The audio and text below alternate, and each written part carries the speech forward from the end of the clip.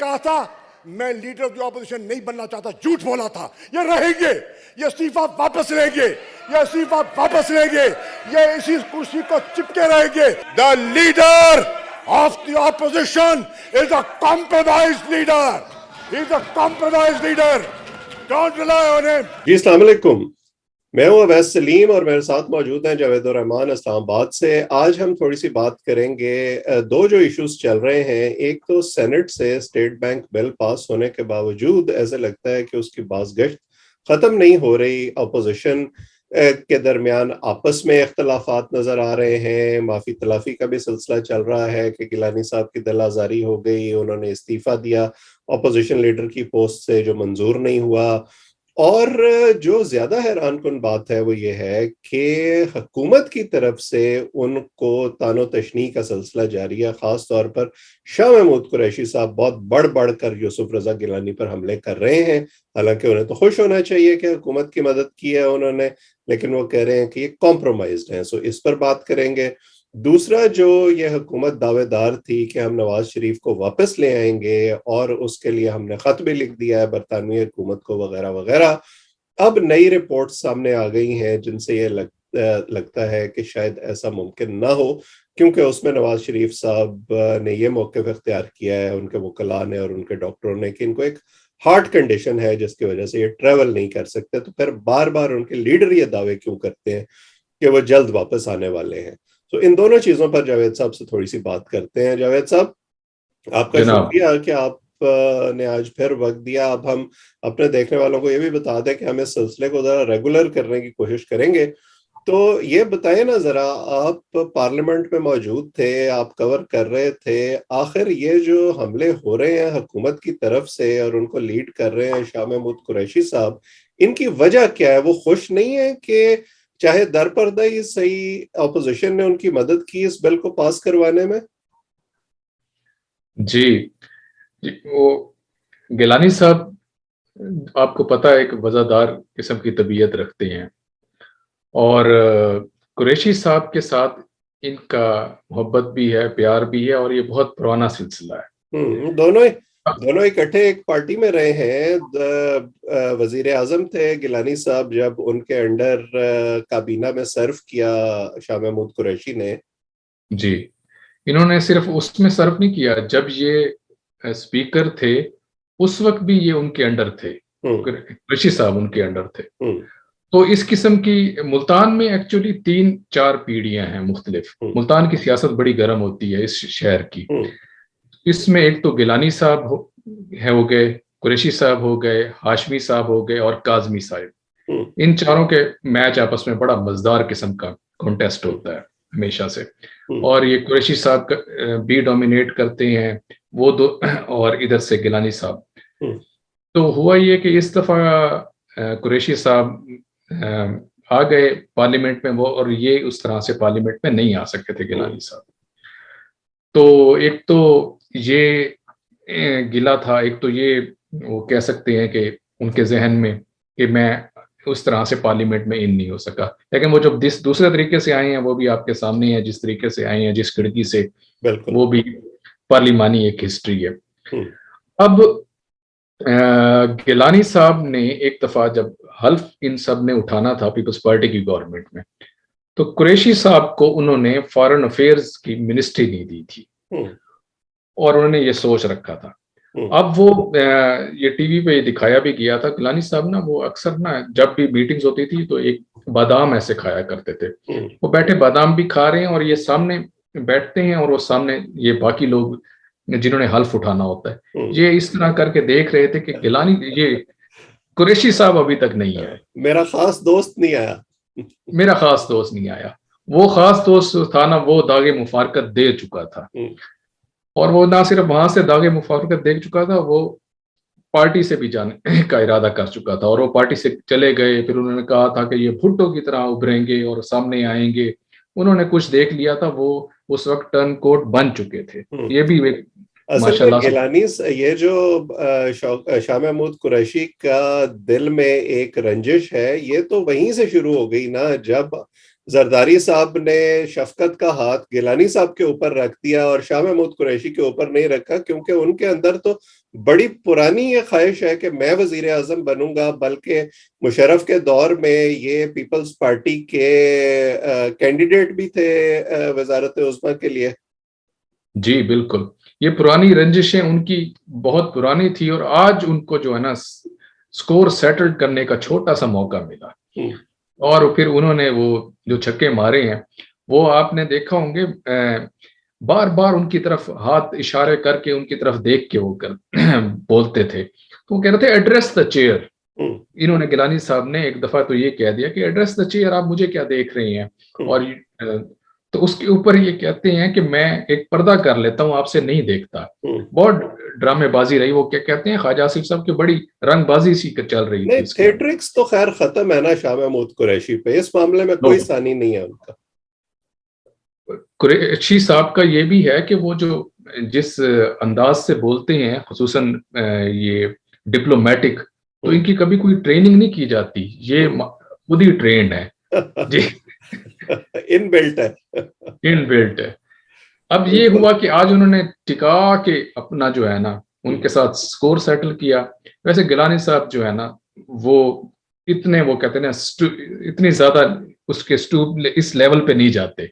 वो अपनी बात एक से थोड़ी सी रहने दे जाते हैं। आखिर पे भी उनसे पूछा गया कि आपने जब ये सेनेट का इजलास हो गया कि आपने कुछ कहा नहीं, कुछ वो ये कह रहे थे। उन्होंने कहा मैं इसका जवाब पार्लियामेंट उसी के अंदर ही दूंगा, सेनेट के अंदर ही दूंगा।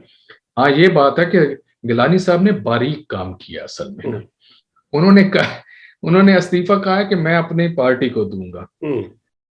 तो उन्हें पता था कि पार्टी के यहाँ तो पॉलिटिकल गिमिक है कि ये पार्टी को तो इस्तीफा दे देंगे, पार्टी ने कबूल भी नहीं करना। ये भी इन्हें गिला था कि वो दोबारा से आके यहाँ बैठ जाएंगे।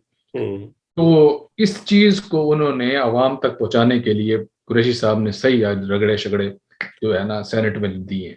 असल में शाह महमूद कुरैशी साहब का मसला ये है कि वो जो है ना जिन उम्मीदों से दाखिल हुए थे पीटीआई में, वो उम्मीदें भी पूरी नहीं हो सकी। उन्होंने भी उनको वजारत खारजा पे ही रखा हुआ है। जो वजीर आला बनना चाहते थे वो ख्वाहिश भी पूरी नहीं हुई। जो अब उनकी उम्मीद है कि शायद किसी दिन मैं वजीर आजम बन जाऊं, वो भी एक ख्वाब ही लगता है। और अगर आप को याद हो, ऐसा उन्होंने पहली दफा नहीं किया। जब तरीन साहब से लड़ाई थी और वो पार्टी के अंदर ही थे अभी, तब भी ये इसी तरह हमले करते थे और पार्टी पॉलिसी का ख्याल नहीं रखते थे। जावेद हाशमी के साथ भी ये ऐसे ही करते रहे हैं। ऐसे लगता है कि शाह महमूद कुरैशी साहब के लिए जो मुल्तान की लोकल पॉलिटिक्स है उनकी, वो डोमिनेट कर जाती है। जो उनका इस वक्त स्टैचर है वजीर खारजा का या पार्टी की जो पॉलिसी है, और वो जज्बात की रौ में फिर बह जाते हैं। और आप कुछ जिक्र कर रहे थे कि अब अंदरूने खाना मुल्तान के मेयर का भी कोई झगड़ा चल रहा है। जी अच्छा, वो आपने जावेद हाशमी साहब की बात की तो मुझे याद आया, इन्होंने वाकई ये बहुत छोटे लेवल पे उन्होंने अपने आप को मशहूर किया हुआ था। एक नारा वो लेके चल रहे थे कि बागी हूं मैं, बागी हूं। तो इन्होंने कहा था कि ये बागी नहीं है, ये दागी है। तो ये इस लेवल पे अक्सर इन दो मामलात में, खैर इनको एक दफा फिर वो ख्वाजा आसिफ साहब भी टकरे थे और उन्होंने भी सही इनकी तबीयत जो है ना बहाल हुई थी उस मामले में। मुल्तान में अब जो है ना मेयर के इलेक्शंस के ऊपर ना ये आपस में झगड़ने वाले हैं। एक पीटीआई के जो चीफ विप है नेशनल असेंबली में, आमिर डोगर आमिर डोगर जो है ना वो शाह महमूद कुरैशी साहब के वैसे भी करीब तो हैं, लेकिन वो अपने भाई को मेयर की तरफ लेके मेयर बनाना चाह रहे हैं। वो इसकी कोशिश कर रहे हैं। कुरैशी साहब जो हैं वो मोइन कुरैशी हैं, मोइन रियाज कुरैशी हैं, इनके रिलेटिव हैं करीबी, वो उनको बनाना चाह रहे हैं। इसी तरह से बाकी जो हैं गिलानी साहिबान और दूसरे, वो अपना जोर लगा रहे हैं। ये चीजें क्यों हो रही हैं? एक तो ये अब हमेशा ये होता है कि जब इलेक्शन ईयर करीब आता है, आखिरी साल के अंदर चीजें डेवलप होना शुरू हो जाती हैं, आपस में लड़ाइयाँ और शो कराना कि हम बड़े लॉयल हैं आप लोगों के साथ, अवाम के साथ, उठना बैठना बातें करना। और पिछले दिनों अब जो सबसे बड़ी जो बात होने जा रही है, ये मेयर का इलेक्शन होगा, इनकी लड़ाई लाजमी होगी। आमिर डोगर साहब के साथ भी होगी और बाकी लोगों के साथ भी होगी, गिलानी साहब वगैरह के साथ तो आज आप सब लोगों ने देख लिया। अगला जो इन्होंने मार्का करना है वो है जनूबी पंजाब का।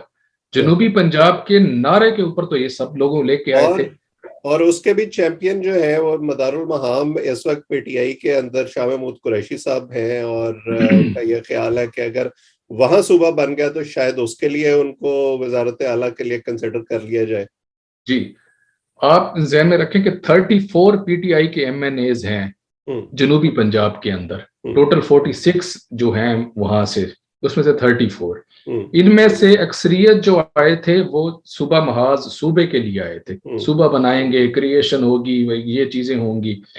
और मुझे याद है कि मैंने खुसरो मुख्तार साहब अभी एमएनए नहीं बने थे, तो मैंने इनसे पूछा कि इस दफा आप पीटीआई में आ रहे हैं तो किस उससे, कहते हैं कि वो सराइकी के स्टाइल में उर्दू अक्सर बोलते हैं, तो उन्होंने कहा कि इस दफा हम जो है ना पूरे जो है ना सूबे को बनाने के लिए आ रहे हैं, और ये बड़ी पक्की ठक्की हम करके आएंगे और सूबा बनाएंगे, क्योंकि ये हम यहाँ के रहने वाले हैं, अगर हम लोग नहीं बनाएंगे तो कौन बनाएगा। मजे की बात है कि अब जो है इनको बना भी दिया गया है कि वो जनूबी पंजाब का ये जो बल्दियात के इलेक्शन हुए हैं और इनमें इनको डिफीट हुई है, उस डिफीट को देखते हुए खुसरो मुख्तार साहब को जनूबी पंजाब के ऊपर बिठा दिया गया है। वो ये चाहते हैं कि रियासती उनका टच और है, उन्होंने कह दिया कि वो भावलपुर वाली साइड बनेगी और ये 2 सेक्रेटेरिएट भी बना दिए गए। ये ना करने वाली बातें हैं, सूबा ना बनाने वाली। वो कहते हैं कि इनको जब बनाया गया था तो एक कमेंट ये भी आया था कि दूध के ऊपर बिल्ले को रखवाली पे बिठा दिया गया है। अभी वो एक और जो हुआ है ये परसों या मेरे ख्याल से कल हुआ है, ये जो नवाब ऑफ बहावलपुर के उन्होंने पीटीआई जो ज्वाइन की है और पीटीआई की तरफ आ गए हैं, वो किसी तरीके से नहीं चाहते कि मुल्तान सूबा बने और जनूबी पंजाब वो हो। वो एक और मोहर सख्त हो गई है कि अब सूबा बनना और मुश्किल हो जाएगा। बिल्कुल, ये सारे वही ढकोसले हैं, वही वादे हैं जो आवाम से किए जाते हैं और फिर बहाने तराशे जाते हैं कि किस तरह अपनी बात भी रह जाए और वादा पूरा भी ना करना पड़े, वरना करना हो तो 4 साल गुजारने के बाद उसका ख्याल नहीं आता, पहले दिन ही कर लिया जाता। तो अब आखिर में थोड़ी सी बात कर लेते हैं इस पर, जो नवाज शरीफ साहब की नई रिपोर्ट्स आई हैं, बड़ा शोर मचाया हुआ था पीटीआई ने कि हम वापस लेकर आएंगे उनको, हमने बरतानवी हुकूमत को खत लिख दिया है, लेकिन अब जो उनकी नई रिपोर्ट्स हैं उनके मुताबिक तो उनको दिल का अर्जा भी है और वो ट्रेवल नहीं कर सकते। शहजाद अकबर साहब जो इस हवाले से नारे लगाते रहे वो भी घर जा चुके हैं। तो आपको लगता है कि हुकूमत या जो अब नए नैब के सरबराह आए हैं वो कोई इस जो नैब के मुशीर आए हैं अकाउंटेबिलिटी के, वजीर आज़म इमरान खान के, वो इस हवाले से कोई नए इकदाम कर सकते हैं या हम अब इस मामले को एक तरह से ठप ही समझें? जी, इसको आप चैप्टर क्लोज ही समझें।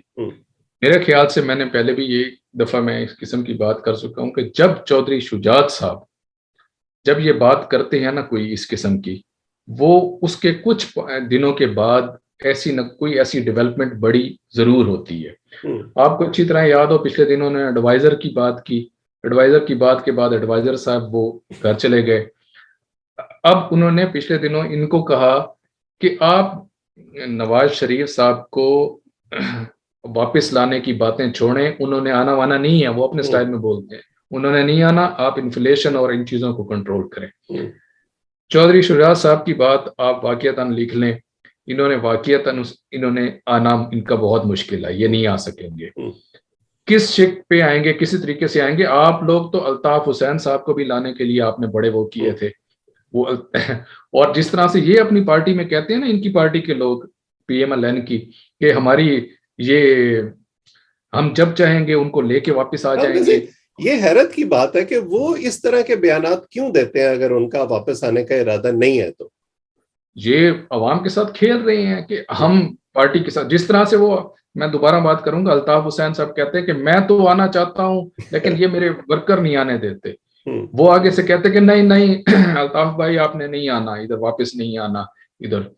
तो इधर भी वो उसी किस्म की। लेकिन जावेद भाई सियासी स्ट्रेटजी भी तो आप समझे ना, एक तरफ जाहिर है उनको ये उम्मीद है कि हम तब जाएं जब हालात हमारे मुवाफिक हों, लेकिन दूसरी तरफ अपने हामियों को ये यकीन दिलाना भी जरूरी है कि हम मैदान में मौजूद हैं। वरना अगर आज वो ये कह दें कि मैं तो इलेक्शन पे ही आऊंगा, तो फिर जाहिर है कि उनके जो मुखालिफ है पीटीआई, वो उसको किसी और तरह से इस्तेमाल करेगी। जी बिल्कुल, और आप खुद ही कहते हैं, आप अक्सर ये बात करते हैं कि पीएमएलएन का जो वजूद है, जो पार्टी है, जो क्राउड है, ये सारा ये नवाज शरीफ के वजूद से है, नवाज शरीफ ही के उससे है। बिल्कुल। उसके बाद तो पार्टी का उस तरह से होना बहुत मुश्किल है। इसलिए ये लोग कहते हैं कि वो आने वाले हैं, या आना है, या करीब है, या हम उनके साथ कांटेक्ट में हैं। ये जो कहते हैं ना, उनके आसाब पे इन पे सवार हैं, ये खुद जान के आसाब पे सवार कर रहे होते हैं। और अभी वो मैं एक लास्ट कमेंट करूंगा, आपने कहा कि ये पॉलिटिकल, ये किस तरीके से पॉलिटिशियंस वो करते हैं, गिमिक करते हैं, जैसे अवाम को अट्रैक्ट करने के लिए। भुट्टो साहब एक दफा तकरीर कर रहे थे, तो उन्होंने तकरीर के दौरान एकदम पीछे मुड़ के देखा तो मुर्तजा भुट्टो उनकी सीट पे बैठे थे। उन्होंने कहा, मुर्तजा तुम यहाँ पीछे, तुम कुर्सी पे बैठे हो, देख नहीं रहे कि अवाम जमीन पे बैठे हैं। तो मुर्तजा उठ के खड़े हो गए और उनके साथ ही भुट्टो साहब के। उसके बाद वो जब जलसा वगैरह खत्म हुआ तो कौसर नियाजी साहब ने उन्हें जाके कहा, ये मुर्तजा यार, आप उधर कुर्सी पे बैठ गए, आपको किसने कहा था बैठने का? उन्होंने कहा जी वो मुझे भुट्टो साहब ने कहा था, पापा डैडी ने कहा था मुझे। तो ये कहानियां हैं सर, यही कहानियां हमारे यहाँ के वन मैन शो है तमाम पार्टियां, और उनके आगे या उनके पीछे किसी को ना देखने की इजाजत है, ना क्वेश्चन करने की इजाजत है। बहरहाल मामलात जो हैं वो बड़ी तेजी से तब्दील हो रहे हैं, और इन पर हम गुफ्तगू भी करते रहेंगे। आज इतना ही। जो लोग इसको देख रहे हैं वो इस चैनल को सब्सक्राइब करें ताकि गुफ्तगू आइंदा भी आप तक पहुंचती रहे। आप सबका बहुत बहुत शुक्रिया।